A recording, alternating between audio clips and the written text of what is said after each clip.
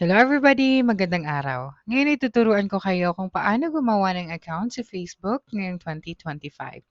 So buksan mo lang yung Facebook application sa iyong device at makikita mo dito ang Create a New Account option na nasa baba. So kailangan mo lang i-click yan. Pagkatapos dito ay kailangan mong ilagay ang detalye. So i-click mo lang ang Create a New Account option. Ayan. So dito, i-type mo lang ang iyong first name at ang iyong last name. So i-type lang natin dito ang ating first name at ang last name. Pagkatapos niyan ay i-click mo lang ang next. Tama, at dito ay iset mo lang ang iyong birthday. At i-click ang next.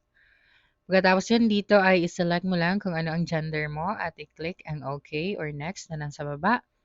At dito ay i-type mo lang ang iyong mobile number.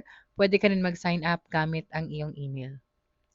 Pagkatapos niyan, dito ay gagawa ka ng password.